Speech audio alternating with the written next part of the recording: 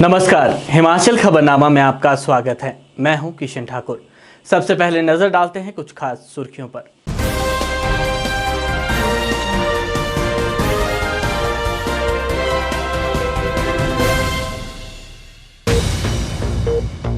राज्यपाल राजेंद्र विश्वनाथ आर्लेकर ने युवा पीढ़ी को ऐतिहासिक घटनाओं की सही डॉक्यूमेंटेशन एवं तथ्यात्मक जानकारी उपलब्ध करवाने पर दिया बल।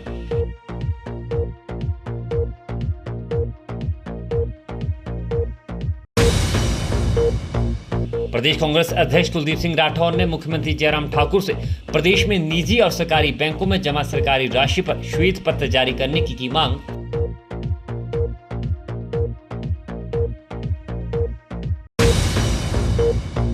हिमाचल प्रदेश की पीएचडी शोधार्थी दृष्टि बाधित गायिका मुस्कान ने दिल्ली में आयोजित गायन प्रतियोगिता में जीता gold voice award.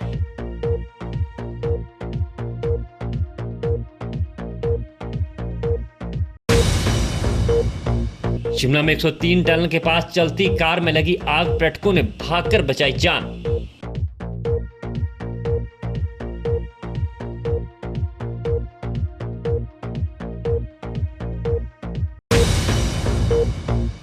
Himachal Pradesh विश्वविद्यालय के पर्यटन विभाग द्वारा 11 और 12 दिसंबर को शिमला में 2 दिवसीय कॉन्क्लेव का किया जाएगा आयोजन।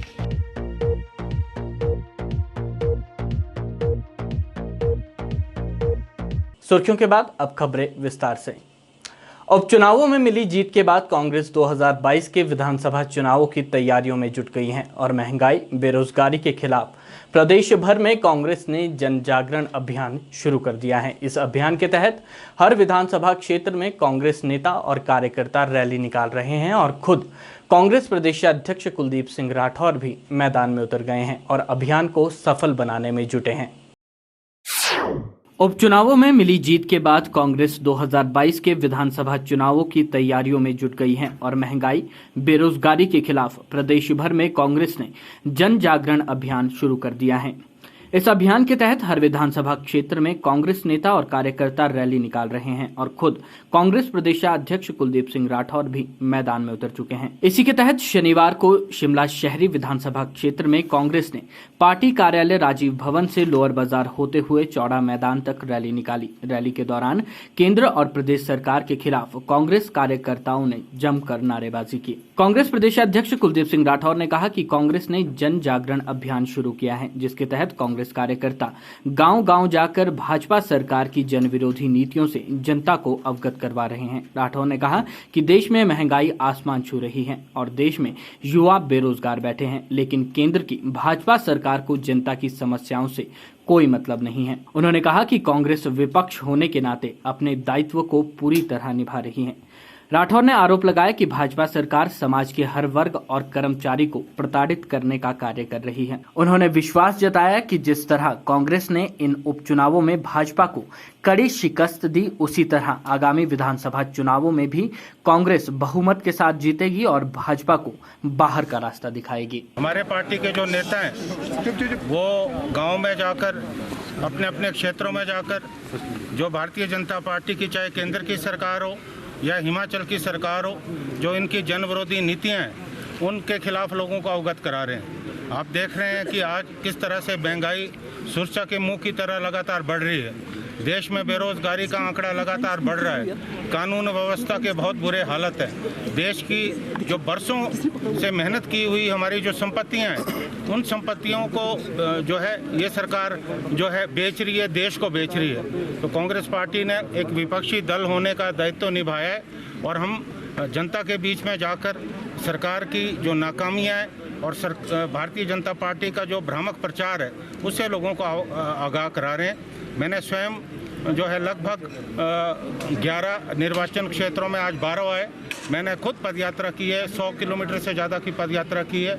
उसी तरह आप देख रहे होंगे आज हमारे जो शिमला में हमारे पार्टी के जो जिलाध्यक्ष हैं जितेंद्र चौधरी जी, धर्मपाल ठाकुर जी, हमारे पूर्व विधायक मेयर आदर्श सूद जी और सारे नेता, चंद्रमोहन जी, मैं किस किस के नाम लूं, सभी पार्टी के बड़े नेता हैं। सब आज शिमला शहरी की जो है ये पदयात्रा निकल रही है, इसमें मैं स्वयं सम्मिलित हो रहा हूं। और अभी जो आपने देखा है कि जिस तरह से कांग्रेस पार्टी पिछले 2.5-3 सालों से जनता के बीच में खड़ी है, समाज के हर प्रताड़ित वर्ग के साथ खड़ी है, उसका ये नतीजा निकला कि हमने अभी भारतीय जनता पार्टी को 4 उपचुनावों में जो है चारों खाने चित किया है। तो हम चैन से बैठने वाली नहीं, ये संघर्ष जारी रहेगा। हमारा जो लक्ष्य है, हमारा जो उद्देश्य है वो 2022 का विधानसभा चुनाव है।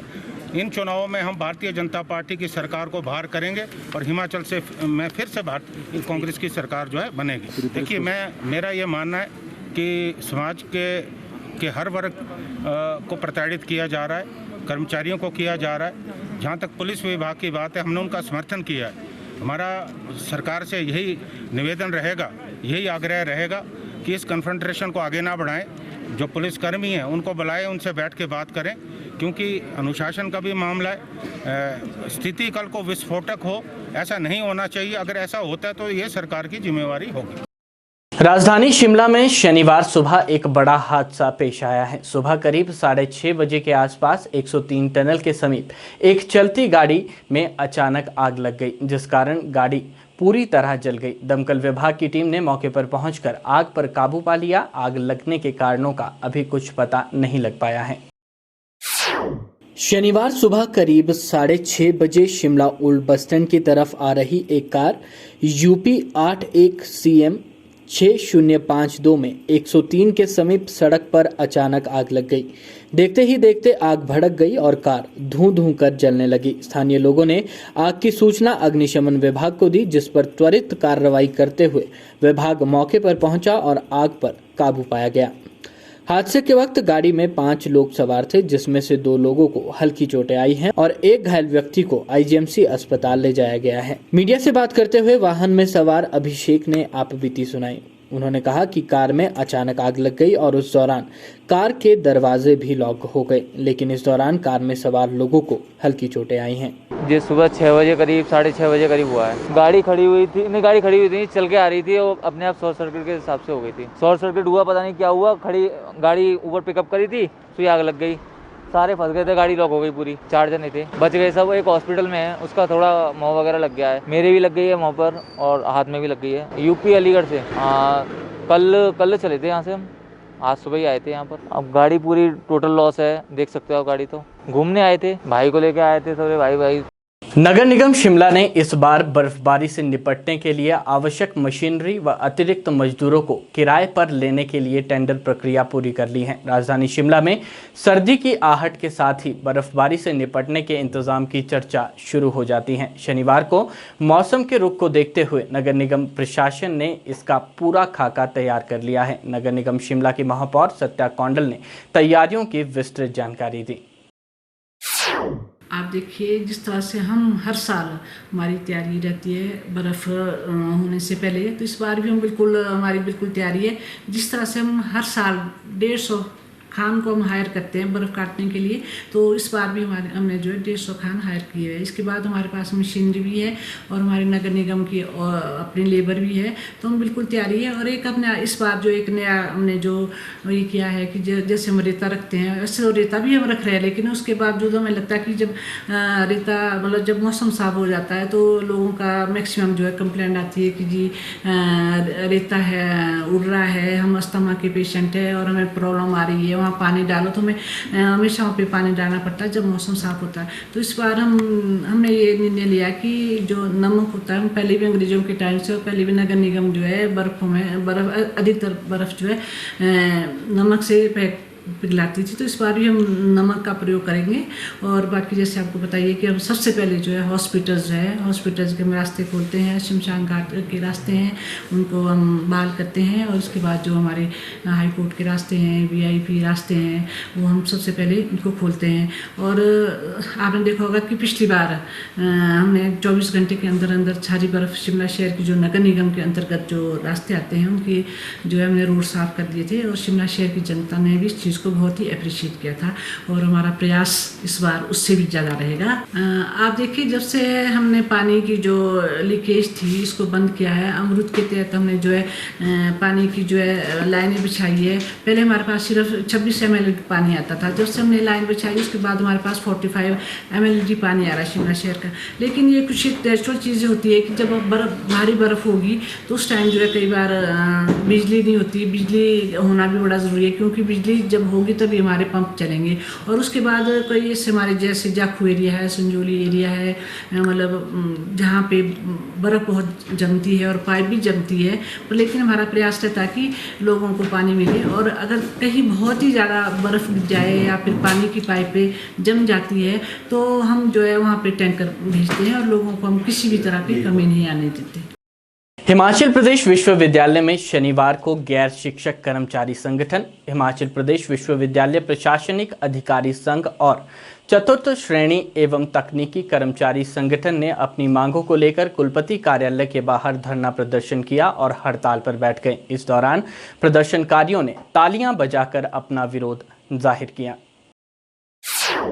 हिमाचल प्रदेश विश्वविद्यालय में शनिवार को गैर शिक्षक कर्मचारी संगठन, हिमाचल प्रदेश विश्वविद्यालय प्रशासनिक अधिकारी संघ और चतुर्थ श्रेणी एवं तकनीकी कर्मचारी संगठन ने अपनी मांगों को लेकर कुलपति कार्यालय के बाहर धरना प्रदर्शन किया और हड़ताल पर बैठ गए। इस दौरान प्रदर्शनकारियों ने तालियां बजाकर अपना विरोध जाहिर किया। गैर शिक्षक संगठन के सदस्य प्रधान राजेश ठाकुर की अध्यक्षता में 80 से 100 प्रतिनिधि कर्मचारियों द्वारा विश्वविद्यालय में सहायक रजिस्ट्रार पद के लिए स्वीकृत हुए 10 पदों को सीधी भर्ती प्रक्रिया के विरोध और अन्य मांगों को लेकर कुलपति कार्यालय के बाहर धरना किया।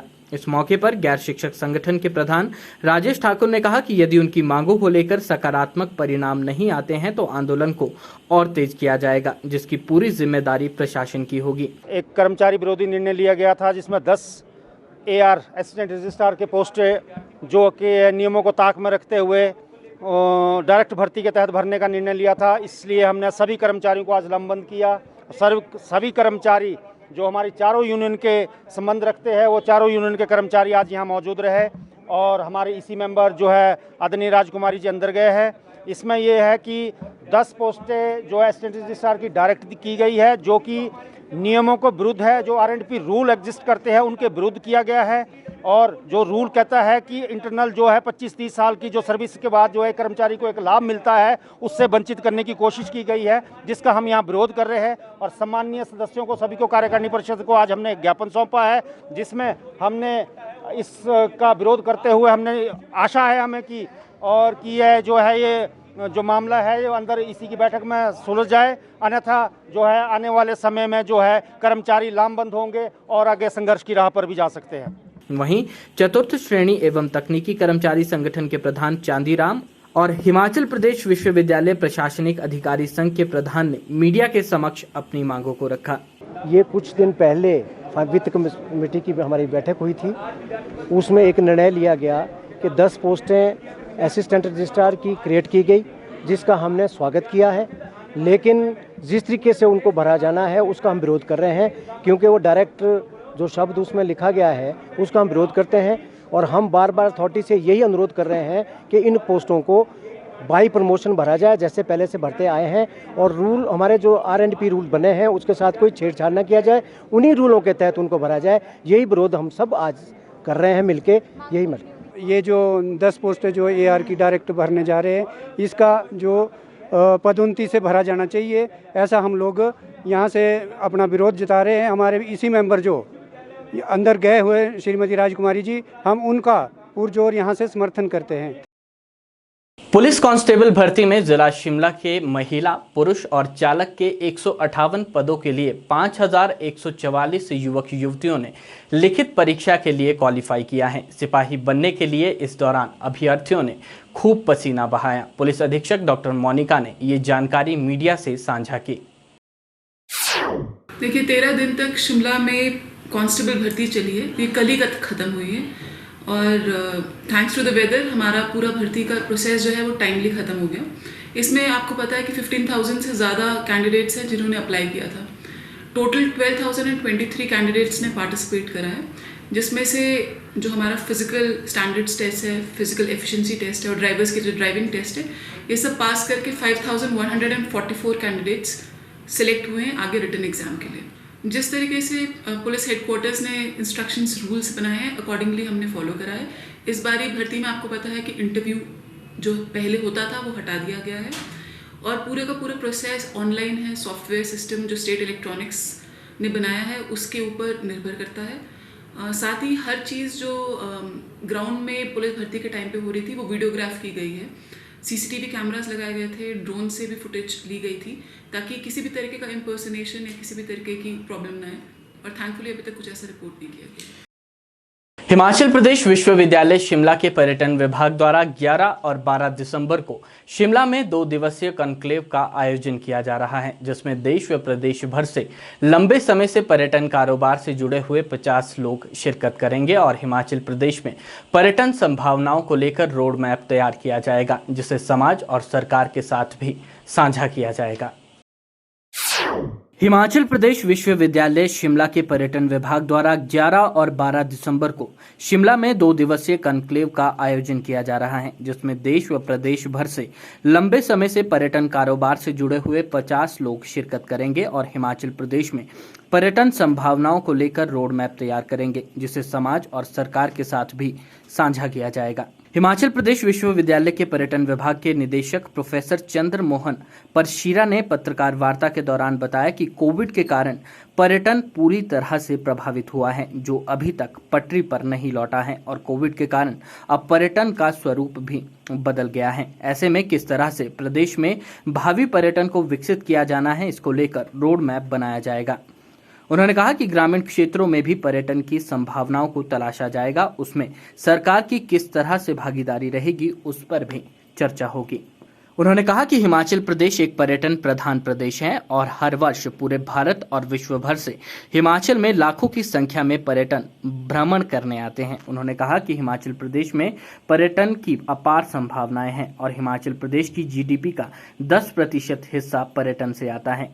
इसी बात को ध्यान में रखते हुए पर्यटन के क्षेत्र में कोविड के बाद कैसे संभावनाएं बढ़े, कैसे रोजगार के अवसर फिर से युवाओं को मिले, इसलिए पर्यटन विभाग 2 दिवसीय कॉन्क्लेव का आयोजन कर रहा है। 2 दिन का टूरिज्म का कॉन्क्लेव हिमाचल प्रदेश विश्वविद्यालय का इंस्टीट्यूट ऑफ वोकेशनल स्टडीज़, जिसके जिम्मे में पर्यटन अध्ययन और विकास का काम है, तो 10 तारीख और 11 तारीख दिसंबर के 2 दिन हम लोग शिमला में ही एक कॉन्क्लेव करेंगे और इस कॉन्क्लेव का जो थीम है वो है designing road map for future tourism of Himachal Pradesh. भविष्य के लिए किस प्रकार का हम लोग एक रोड मैप या एक दिशा निर्धारित करें हिमाचल प्रदेश के लिए, उसके विकास के लिए, पर्यटन के लिए, और विशेषकर इस बात को ध्यान में रखते हुए कि कोविड-19 के बाद जिस तरह से पर्यटन का सारा स्वरूप बदला है, तो क्या उस बदले हुए स्वरूप के साथ हम तरीके के साथ में अवगत हो पाए हैं और क्या इस बदले हुए स्वरूप के अंदर हम संभावनाओं को ढूंढने में प्रयासरत हैं या आइडेंटिफाई हम लोगों ने कर दिया है।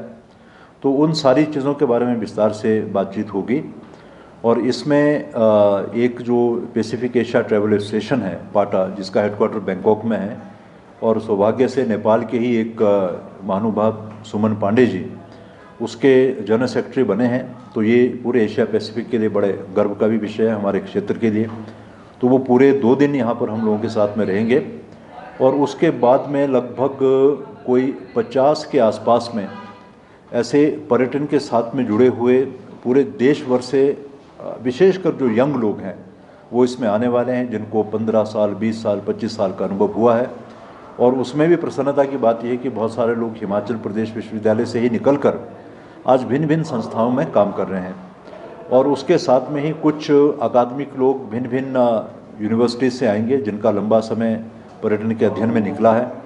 और उसके बाद हिमाचल प्रदेश के होटल एसोसिएशन के कुछ लोग, ट्रैवल एजेंसी एसोसिएशन के लोग, इस प्रकार से सभी प्रकार के हिमाचल के सभी क्षेत्रों के लोग और देश भर के लगभग 50 के आसपास में प्रतिभागी, तो ये सब लोग यहाँ पर एकत्र होंगे और 2 दिन विचार विमर्श करेंगे कि कौन से ऐसे अनछुए एरियाज़ हैं। एरियाज़ की जब हम बात करें तो वो फिज़िकल लोकेशन की भी बात कर सकते हैं और कॉन्सेप्ट्स की भी बात कर सकते हैं। तो कौन से ऐसे विचार हैं और कौन से ऐसे पर्यटक स्थल हैं जहाँ पर बदले हुए हालात में हम लोगों को पर्यटन को बढ़ावा देने के लिए काम करना चाहिए। और किस प्रकार से जो इतना मेन पावर यहाँ से विश्वविद्यालय से पढ़कर निकल रहा है, क्या इसका भी पूरा उपयोग प्रदेश या प्रदेश की सरकार पर्यटन के विकास के लिए कर रही है, इन सारी चीज़ों के बारे में एक भविष्य का एक हम लोग बोध पत्र या दिशा पत्र हम लोग उसमें तैयार करेंगे और आने वाले समय में सरकार के साथ में, समाज के साथ में, मीडिया के साथ में उसको साझा करेंगे। हिमाचल प्रदेश राज्य ग्रामीण विकास संस्थान हिप्पा की ओर से शिमला के साथ लगती कोट पंचायत में प्राकृतिक संसाधन प्रबंधन से आजीविका उपार्जन प्रशिक्षण शिविर का आयोजन किया गया। एक दिवसीय इस कौशल आधारित प्रशिक्षण में विशेष विशेषज्ञों द्वारा पंचायत की महिलाओं को प्राकृतिक संसाधनों से आजीविका प्राप्ति को लेकर आवश्यक टिप्स दिए गए। स्थानीय पंचायत प्रतिनिधियों ने महिलाओं को आत्मनिर्भर बनाने की दिशा में आयोजित किए जा रहे इस तरह के शिविरों को विभाग का सराहनीय कदम बताया। आज जो ग्राम पंचायत कोट में महिलाओं के लिए, महिलाओं के सशक्तिकरण के लिए, आर्थिक सुदृढ़ीकरण के लिए और जिस तरह से एक हिप्पा प्रयास कर रहा है पिछले 5 वर्षों से हमारी पंचायत को गोद भी लिया है, तो हम सौभाग्यशाली है इस पंचायत के लोग। और जो महिलाओं के लिए एक डिफरेंट वर्क जो पाइन नीडल से प्रोडक्ट तैयार करना, उसके लिए जो प्रयास किए जा रहे हैं बहुत ही सराहनीय है। और यहाँ पे हमारे 2 कैंप अभी जस्ट ऑर्गेनाइज हो चुके हैं और प्रति वर्ष ये होते रहे हैं।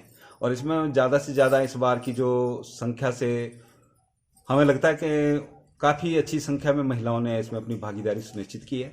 और जो जिस तरह के प्रोडक्ट में इनका हाथ देखने को मिला है, साफ है, और जो काम कर रहे हैं अभी स्टार्टिंग में बेसिक कैंप में, तो ये आगे अपने प्रोडक्ट को मार्केट में किसी भी एंगल तक पहुँचाने में सक्षम है। और इनकी सक्षमता को देखते हुए हम पंचायत की तरफ से भी ये आश्वासन देते हैं इन सभी महिलाओं के लिए कि इस पंचायत के विकास के लिए और इनकी जो आर्थिकी मजबूत हो, तो उसके लिए पंचायत की तरफ से इतना सहयोग, हर प्रकार का सहयोग रहेगा। इनको चाहे मार्केटिंग करनी है, कहीं मोबाइल वैन ले जानी है, किसी तरह से भी इनको प्रोडक्ट सेल करना है इन हिमाचल, तो इसके लिए हम पूरा प्रयास करेंगे। और जो हिप्पा संस्था है, जिस तरह की डायरेक्शन रहेगी कि ये दिल्ली भी अगर उत्पाद लगाना चाहते हैं या किसी भी देश के कोने में जो एक हमारी नेचुरल या प्राकृतिक उसमें जो काम चल रहे हैं, लोकल फॉर वोकल चल रहे हैं, तो जिस तरह का एक प्रयास केंद्र सरकार का भी है, तो उसी तरह हिप्पा जो कदम आगे बढ़ा रही है इन महिलाओं के साथ जुड़ के, तो उसमें हम पूर्ण सहयोग देंगे। इस चीड़ की पत्तियों से जिस तरह के उत्पाद बनाए जा रहे हैं, तो हमारे जो जंगल हैं वो भी सुरक्षित होते जा रहे हैं। सुरक्षित होते नहीं, और महिलाएं जागरूक होके इनको सुरक्षित भी करेगी। और हम सभी पंचायत वासियों का या कोई भी प्रदेशवासी है, तो हमें इन जंगलों की सुरक्षा तो करनी चाहिए। जिस तरह के एक जो प्रोडक्ट इसमें तैयार हो रहे हैं, चाहे हमारा वो कल्टा बोलते हैं उसमें भी हमारी एक चीज़ तैयार होती है, तो हमें तो ऐसे भी सुरक्षित रखना चाहिए इन जंगलों को। पर अब जब से ये प्रोडक्ट बनने शुरू हुए हैं, तो अब ज़्यादा आसार कम हो गए हैं। अब जो पहले आग लगती रहती थी जंगलों में, तो इसके लिए अब जागरूक हो गए हैं लोग कि नहीं, इनको बचाना आवश्यक है। संस्थान समय समय पर प्रशिक्षण कार्यक्रम करवाता रहा है, जैसे कि हम क्लासरूम बेस्ड सेशंस करवाते हैं। तो अभी मंशा ये थी जो ग्राम पंचायत कोट को गोद दिया संस्थान ने, उसके पीछे ये मंशा रही है कि जो स्किल बेस्ड ट्रेनिंग, जो कि एक मुहिम भी है, सरकार के लेवल पर भी काफ़ी कार्यक्रम ऐसे करवाए जा रहे हैं जो स्किल बेस्ड हों, ताकि जो ग्रामीण परिवेश में लोग रह रहे हैं वो सक्षम हो पाएँ और जो उत्पाद हैं वो लोकल मार्केट से निकल के बाहर तक जा पाएँ, और जो लोकली अवेलेबल मटेरियल है उससे कम लागत के साथ कुछ चीज़ों को तैयार किया जाए। पाइन नीडल प्रोडक्ट्स का ये ऐसा ही प्रयास जो काफ़ी कारगर साबित हो रहा है। धीरे धीरे जैसे जैसे महिलाएं आगे बढ़ रही हैं, उनके उत्पाद मार्केट तक जा रहे हैं, एक आमदन हो रही है लोगों के लिए। तो इसमें प्रयास ये किया जा रहा है कि एक बेसिक लेवल से एडवांस लेवल ट्रेनिंग करवाई जाए, और उसके बाद कोशिश ये की जाए कि इसको मार्केट तक किसी तरह से पहुंचाया जाए, जिसको हम मार्केट लिंक कहते हैं, वो एस्टेब्लिश हो। और साथ के साथ जो जलवायु परिवर्तन है उसके भी जो प्रतिकूल प्रभाव हैं उसको भी थोड़ा सा कम किया जाए। तो इन सारी चीज़ों का मिला जुला स्वरूप ये ट्रेनिंग प्रोग्राम्स हैं जो हम यहाँ पर आज 5 दिवसीय प्रशिक्षण कार्यक्रम ये कोट पंचायत के रंगाव में किया जा रहा है। इसमें लगभग 23-24 महिलाएं शिरकत कर रही हैं और पंचायत का पूरा सपोर्ट भी रहा है थ्रू आउट। और इसमें प्रयास ये किए जा रहे हैं कि इनको जल्द से जल्द एडवांस लेवल तक ले जाकर इनको मार्केट के साथ लिंक कर पाया जाए। और कोट पंचायत में एक गांव है रघाव, वहाँ की जो महिलाएं हैं वो बहुत कुछ सीखना चाहती थी उनको इस बार मौका मिला है। हिप्पा वालों ने हमारे को बहुत हेल्प किया है। उन्होंने हमारे पास पाइन होता था, लेकिन हमारे को उसकी अहमियत का पता नहीं था इन लेडीज़ को। वो सिर्फ हम गाय के नीचे बिछाते थे, या कोई हमारी फसल है, अदरक है, अरबी है, उसके ऊपर बिछाते थे। लेकिन जब से ये ट्रेनिंग कॉन्टैक्ट हुआ, यहाँ पर हिप्पा वाले आए और हमारे को ये सिखाया गया, तो हमें इन लेडीज़ को पता चला है कि इसकी क्या अहमियत है। वो हमें सिखा रहे हैं कि ये किस तरह से बनाया जाता है, कैसे प्रोसेस होता है, सब कुछ। हमारे गांव में लगभग जो रघाव गांव है, जो भी है लेडीज़, वो तकरीबन होगी 60 या 70 लेडीज़ हैं। उनमें से हमारे अभी जो फर्स्ट टाइम यहाँ पर सीखने आई हैं, वो 24 लेडीज़ इस काम को सीखने के लिए बहुत ही उत्सुक है। और उन्होंने सीखा है, बना रही है, सब काफ़ी कुछ सीख लिया उन्होंने। मतलब कि बेसिक ट्रेनिंग पे उन्होंने काफ़ी कुछ सीखा है कि कैसे स्टिचेस लगाते हैं, क्या करते हैं। काफ़ी कुछ प्रोडक्ट बनाए हैं 4 दिन में, जैसा भी है, लेकिन सीख रही है वो बहुत। और ये हमारे साथ हमारे को ट्रेनिंग भी दिए गए हैं। हिप्पा वालों ने हमारे को ट्रेनिंग अरेंज करके दी है। जो ये हमारे ट्रेनी हैं, ये भी हमारे साथ के गांव से ही हैं। और इन लोगों को इस काम को करते हुए कोई 3 साल हो गया है। और इन्होंने, एक ही लेडी ने 50,000 के प्रोडक्ट आज तक सेल कर दिए हुए हैं। और जिसमें कि हमारी हेल्प ये हिप्पा कर रहा है, और जो भी सेल डिपार्टमेंट है वो कर रहा है। तो इनके 50% के 50,000 के प्रोडक्ट इन्होंने बेचे हैं। ये जो मेरे साथ खड़े हैं, 50,000 के प्रोडक्ट बेच चुकी है। अपने हाथ से बनाती हैं, घर पे बनाती है, इनके घर की जो बहू हैं वो भी बनाती हैं, और ये आगे उसको सेल करती है। तो हमारे गांव की जो लेडीज़ है, वो पूरी कोशिश कर रही है कि जो हमने सीखा है उसको बना के हम भी आगे इसको सेल करें। उनको इनसे उनको बहुत उत्साह मिला कि ये कर सकते तो हम भी कर सकते हैं। हिमाचल प्रदेश कांग्रेस अध्यक्ष कुलदीप सिंह राठौर ने केंद्र सरकार के प्रस्तावित बैंकिंग लॉज अमेंडमेंट बिल 2021 के किसी भी प्रस्ताव का कड़ा विरोध किया है। उन्होंने कहा कि इसका देश की सरकारी बैंकिंग व्यवस्था पर बुरा प्रभाव पड़ेगा। शिमला में पत्रकारों से मुखातिब होते हुए उन्होंने आरोप लगाया कि इस प्रस्ताव से देश में बैंकों के निजीकरण को बढ़ावा और पूंजीपतियों को लाभ देने का षड्यंत्र है। हिमाचल कांग्रेस के मुखिया कुलदीप सिंह राठौर ने मुख्यमंत्री जयराम ठाकुर से प्रदेश में निजी और सरकारी बैंकों में सरकारी जमा राशि पर श्वेत पत्र जारी करने की मांग की है। उन्होंने कहा कि सरकार बताएं कि निजी बैंकों में अपना कितना धन जमा कर रखा है। जो केंद्र से मदद आती है, जैसे PM स्वनिधि योजनाएं, मुख्यमंत्री स्वावलंबन योजनाएं, मुद्रा योजनाएं, अटल पेंशन योजनाएं, प्रधानमंत्री सुरक्षा बीमा योजनाएं, प्रधानमंत्री जीवन ज्योति बीमा योजना है, जो केंद्र से पैसा आता है। इस पैसे को जो सरकारी बैंक है, राष्ट्रीय बैंक है, उनके बजाय जो प्राइवेट बैंक है वहां पे डिपॉजिट सरकार खोल रही है। तो ये तो सुनियोजित साजिश है। आप तो खुद फेल कर रहे हो। आपको चाहिए जो राष्ट्रीय बैंक है हमारे, आप वहाँ डिपॉजिट खोलें। आप डिपॉजिट किन्हें दे रहे हो? जो प्राइवेट बैंक है। ये किसके इशारे पे हो रहा है? मैं मुख्यमंत्री जी से मांग करना चाहता हूँ कि जितना भी पैसा सरकारी पैसा है, जो केंद्र सरकार का है, हिमाचल सरकार का है, किसी योजना के अंतर्गत कोई पैसा आता है, आप श्वेत पत्र जारी करें कि कितना पैसा सरकारी बैंक में और कितना पैसा जो है प्राइवेट बैंक में आपने डाला। शिमला स्थित कांग्रेस मुख्यालय में आयोजित प्रेस कॉन्फ्रेंस के दौरान कांग्रेस प्रदेशाध्यक्ष ने केंद्र सरकार के प्रस्तावित बैंकिंग लॉज अमेंडमेंट बिल 2021 के किसी भी प्रस्ताव पर कड़ा विरोध किया है। उन्होंने कहा कि इस बिल के खिलाफ कांग्रेस जनमत खड़ा करेगी। कहा कि कांग्रेस बैंकों की United form of bank union के साथ खड़ी है। बैंकों का एक प्रतिनिधिमंडल उनसे मिला और उन्होंने इस बिल को लेकर अपनी चिंताओं से अवगत करवाया। कुलदीप राठौर ने कहा कि देश के विकास में इन राष्ट्रीयकृत बैंकों का महत्वपूर्ण योगदान रहा है। उन्होंने कहा कि बैंक देश की अर्थव्यवस्था में अपना महत्वपूर्ण योगदान दे रहे हैं। विश्व बैंक में मंदी का दौर आया तो भी भारत में इन बैंकों ने अपना महत्वपूर्ण योगदान दिया। उन्होंने कहा कि केंद्रीय वित्त पोषित योजनाओं पर भी यही बैंक अपनी उदारता से लोगों को ऋण देते हैं। कुलदीप राठौर ने आरोप लगाया कि कांग्रेस ने अपने शासनकाल के 70 साल में देश में जो उपक्रम बनाए हैं, मोदी सरकार उन्हें बेचने में लगी है, जिसे किसी भी सूरत में बर्दाश्त नहीं किया जाएगा। आज मुझसे United form of bank unions, ये अम्ब्रेला ऑर्गेनाइजेशन है, जितने भी देश में बैंकिंग सेक्टर है उनका ये संगठन है।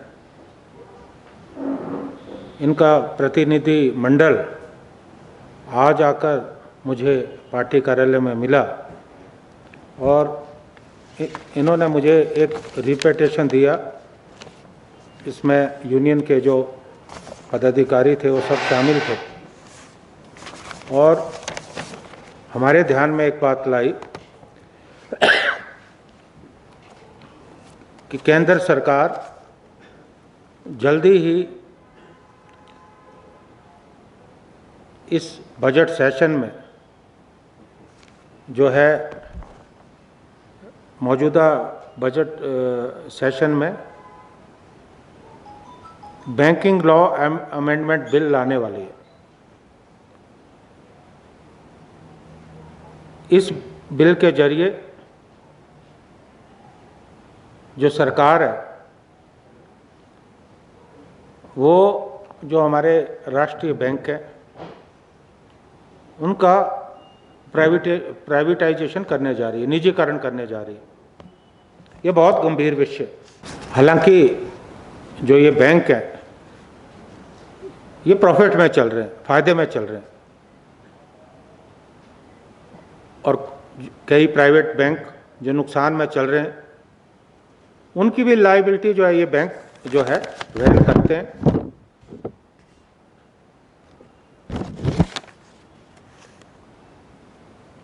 हालांकि एनपीए से इन बैंकों को बहुत नुकसान हो रहा है। नॉन परफॉर्मिंग एसेट्स, बड़े बड़े जो पूंजीपति है उन्होंने बैंक से लोन लिए और ये लोन वापस नहीं हुए, इस कारण बैंकों का घाटा बढ़ रहा है। सरकार बिल्कुल बड़े बड़े पूंजीपतियों के इशारे पे, जिनकी नज़र बैंकिंग सेक्टर पे ये बिल आ रही है। इस आंदोलन ये आंदोलन तो इन यूनियन का रहेगा।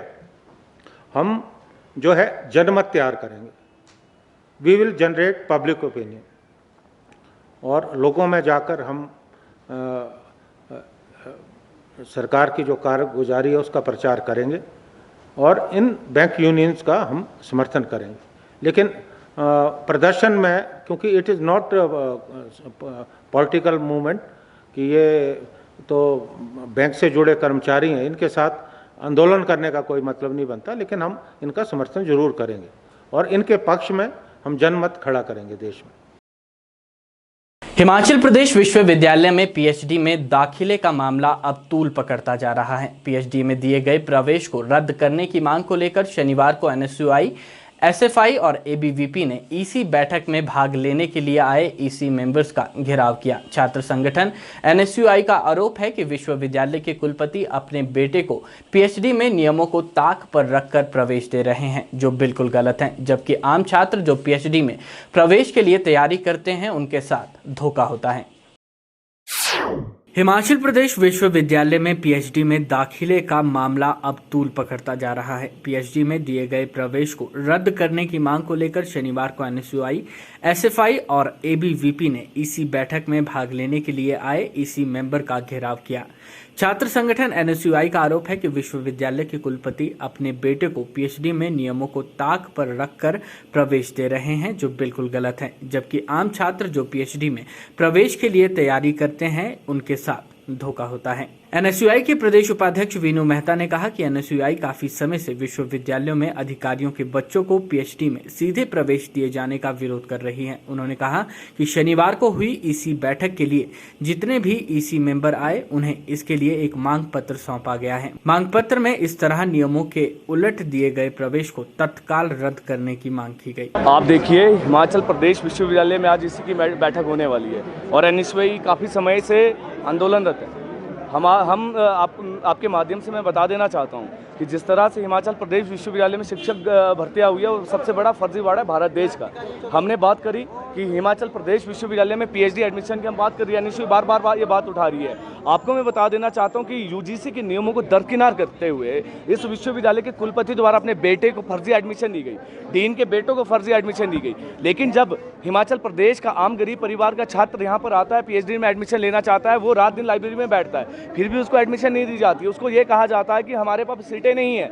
लेकिन जब कुलपति और यहाँ के बड़े बड़े अधिकारियों के बेटों को एडमिशन देने की बात आती है, जब उनके पास कोई पात्रता नहीं होती है, उनको एडमिशन दी जाती है। आज जो विश्वविद्यालय की सक्रेसी ब्रांचेज है, जहाँ पर विश्वविद्यालय का रेगुलर एम्प्लॉय होना चाहिए, आज उसको बाहर किया गया, वहाँ पर आउटसोर्स के लोगों को रखा गया है। और आपको मैं बता देना चाहता हूँ, लाखों छात्र परीक्षाओं की तैयारियां कर रहे हैं, लेकिन विश्वविद्यालय में आउटसोर्स के माध्यम से, चोर दरवाजे के माध्यम से अपने घर के रिश्तेदारों को कुलपति द्वारा यहाँ पे लगाया जा रहा है और सक्रेसी ब्रांचेज में रखा जा रहा है। अगर जो एनएसयू ने भी 12 सूत्रीय मांग पत्र सौंपा है, अगर इन मांगों को नहीं माना गया तो एनएसयू आने वाले समय में जो पहले उग्र आंदोलन किया था, इससे भी बड़ा उग्र आंदोलन करेगी और इस कुलपति और इन ईसी के मेंबरों को विश्वविद्यालय में घुसने नहीं देंगे। और इनकी तानाशाही जो रवैया है ना, इस रवैये को एनएसयू जड़ से खदेड़ देगी। मैं आपके माध्यम से बता देना चाहता हूँ। वहीं विश्वविद्यालय इकाई एसएफआई के सहसचिव सुदेश कुमार और अखिल भारतीय विद्यार्थी परिषद विश्वविद्यालय इकाई के उपाध्यक्ष कमलेश ठाकुर ने भी मीडिया के समक्ष अपनी मांगों को रखा। आज अखिल भारतीय विद्यार्थी परिषद ने छात्र की मांगों को लेकर इस ईसी के मेंबरों को ज्ञापन सौंपा। हम देखते हैं कि हजारों छात्र इस विश्वविद्यालय में दूर दराज के क्षेत्रों से पढ़ने के लिए आता है, लेकिन हम बात करें यहाँ के हॉस्टलों की संख्या की तो कितने छात्रों को यहाँ पे हॉस्टल मिलता है, तो हमें सोचने की बात है। हम देखते हैं हजारों छात्र यहाँ पे मनमानी का जो यहाँ के मकान मालिक है उनसे किराया वसूल करते हैं।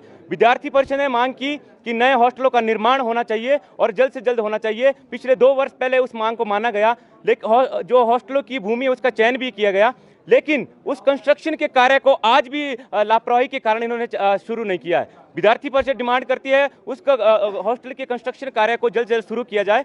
साथ ही में जो हम देखते हैं एडमिशन में ईडब्ल्यूएस का कोटा लागू किया जाता है, लेकिन हम देखते हैं कि जब हॉस्टल अलॉटमेंट की बात आती है, जो गरीब तबके का बच्चा वहाँ पे ईडब्ल्यूएस कोटे के कारण जिसकी एडमिशन होती है, लेकिन उसको हॉस्टल इस कारण नहीं मिल पाता क्योंकि वो ईडब्ल्यूएस कोटे में है। तो विद्यार्थी परिषद डिमांड करती है कि विश्वविद्यालय में एक पार्किंग की जो समस्या है उसको जल्द से जल्द हल किया जाए। और विद्यार्थी परिषद ने आज अपनी जो डिमांड्स है उनके माध्यम से जो ईसी के मेंबर उनको चेतावनी दी है कि हमारी डिमांड्स को अगर जल्द से जल्द ना माना गया तो विद्यार्थी परिषद पूरे प्रदेश के छात्रों को लामबंद करते हुए इस विश्वविद्यालय में और इस प्रदेश सरकार के जो यहाँ पे अधिकारी है उनको ना इस ईसी की मीटिंग में आने देंगे, उनके दिल्ली के हम यहाँ पे घेराव करेंगे। आज हम जिन मांगों को लेकर यहाँ मेमोरेंडम जो इसी के लोगों को हमने दिया है उसके अंदर हमारा ये क्लियर मानना है कि जिस तरह से इस विश्वविद्यालय के अंदर पीएचडी के अंदर धांधले हुए उसको जल्द से जल्द जो है रद्द किया जाना चाहिए। क्योंकि अगर हम उसको धांधलियाँ क्यों है उसके अंदर बिल्कुल हमारी ये क्लियर समझ है कि यूजीसी के नियमों को दरकिनार करके इस विश्वविद्यालय के अंदर अपने चहेतों को बैकडोर से एंट्री देते हुए इस विश्वविद्यालय के अंदर एडमिशन हुआ है, जिसका एसएफआई पूर्ण रूप से यहाँ खिलाफत करती है और विरोध करती है। उसके साथ साथ हम एसएफआई का ये मानना है कि बड़े लंबे समय से, अगर हम 2013 की बात करें जिसके अंदर केंद्रीय छात्र संघ के चुनाव जो है वो बैन किए गए थे और उसके बाद जो है इनडायरेक्ट तरीके से जो है आपके चुनाव जो पूरे स्टेट के अंदर स्टूडेंट के होते हैं। इसके अंदर एसएफआई का ये क्लियर मानना है कि ये जो केंद्रीय छात्र संघ के चुनाव है वो जो डायरेक्ट तरीके से करवाए जाने चाहिए। एसएफआई हमेशा छात्र मांगों को लेकर जो है वो संघर्ष करती है और समय समय पर आंदोलन जो है इस विश्वविद्यालय के अंदर करती है, जिसके चलते हुए एसएफआई के 7 लोगों को एक्सपेल किया गया है। अतः एसएफआई के अंदर इसके अंदर ये भी मांग करे कि उस जो 7 एसएफआई के स्टूडेंट लीडर थे जिनको एक्सपेल किया गया उसको रिवोक कर दिया जाना चाहिए। और इन सारी मांगों को लेकर आज हमने वो जो है मेमोरेंडम जो है सौंपा।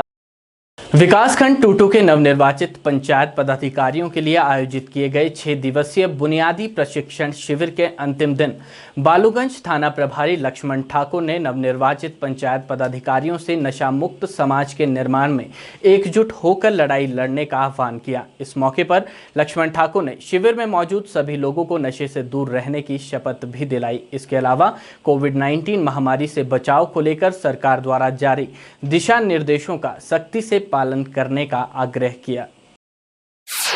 शिविर के समापन अवसर पर बालूगंज थाना प्रभारी लक्ष्मण ठाकुर ने बतौर मुख्य अतिथि शिरकत कर नशा मुक्त हिमाचल अभियान को सफल बनाने के लिए जनप्रतिनिधियों से सहयोग की अपील की।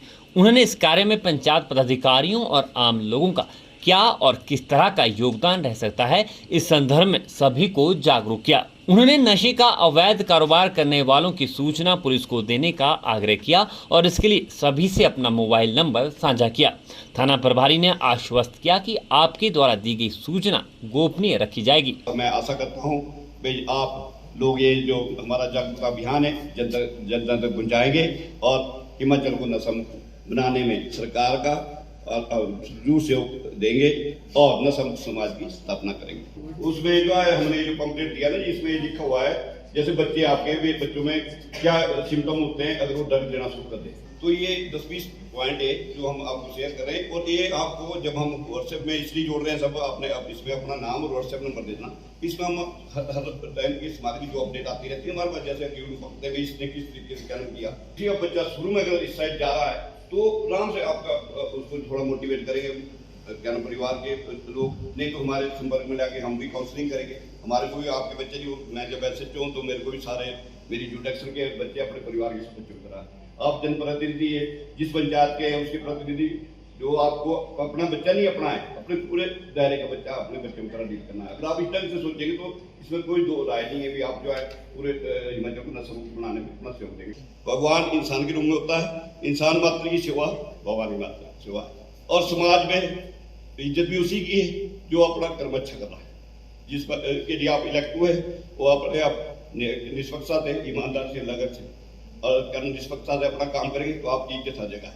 मैं जहाँ भी पोस्टिंग रहा मेरे को अपने परिवार से, घर के, समाज, गांव से अच्छी चीज मिली, लेकिन अपने पर डिपेंड करता है। तो आपने सबसे मैं उम्मीद करता हूँ ये सहयोग करें और अब जो अवैध कारोबार की सूचना है वो जरूर पुलिस को शेयर करें और आपका नाम इसमें नहीं आगे आएगा। जो ड्रग भी है बताई उसमें भी आपको पता ही है, इसमें आपको कोई आइडेंटिफिकेशन आप दी जाएगी, इतना आपका मोबाइल नंबर। वहीं महिला आरक्षी लता ने महिला सशक्तिकरण और नशे के दुष्प्रभावों से नवनिर्वाचित पंचायत पदाधिकारियों को जागरूक किया। उन्होंने ड्रग फ्री हिमाचल ऐप, गुड़िया helpline number, child helpline number के बारे में भी जागरूक किया। अगर आपको लग रहा है कि कोई ड्रग का यूज कर रहा है, ये नहीं सिर्फ ये बड़ों के लिए, आपको लग रहा है कि बच्चा भी कर रहा है कोई ऐसा, तो आप इसको इन्फॉर्म पुलिस कर सकते हैं। इसमें सबसे जरूरी है लोकेशन, बाकी आप चाहे कोई और इन्फॉर्मेशन डालें या ना डालें, उसके बाद इन्फॉर्म पुलिस। नशीले पदार्थों का सेवन करके हम स्वयं के दुश्मन ही नहीं अपितु समाज के दुश्मन बन जाते हैं और उसे नशीले पदार्थों के सेवन में व्यर्थ करने के बजाय अपने बच्चों की शिक्षा और अपने आर्थिक विकास और सामाजिक विकास पर लगाना चाहिए। एक नशीली किसी भी समाज के लिए एक कलंक के समान होता है। इन बुरी प्रवृत्तियों का आना संगत का एक बड़ा कारण है। यदि बचपन से बच्चे का ध्यान रखा जाए तो इस प्रकार की दुष्प्रवृत्तियों से बचाया जा सकता है। एसएचओ लक्ष्मण ठाकुर ने शिविर में मौजूद सभी लोगों को नशे से दूर रहने की शपथ भी दिलाई। इसके अलावा कोविड-19 महामारी से बचाव को लेकर सरकार द्वारा जारी दिशा निर्देशों का सख्ती से पालन करने का आग्रह किया। मैं सब देता हूँ कि मैं कभी भी नशीले पदार्थों का सेवन नहीं करूँगा। मैं सब लेता हूँ कि नशीले पदार्थों का सेवन करने वालों को सचेत करूँगा। मैं सब लेता हूँ कि नशीले पदार्थों का अवैध कारोबार करने वालों की सूचना पुलिस को दूंगा।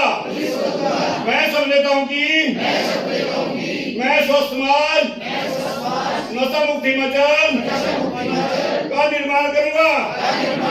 जय हिंद, जय हिमाचल। हिमाचल खबरनामा के आज के इस अंक में इतना ही। प्रदेश भर की ताज़ा तरीन खबरों के लिए देखते रहें हिमाचल खबरनामा। नमस्कार।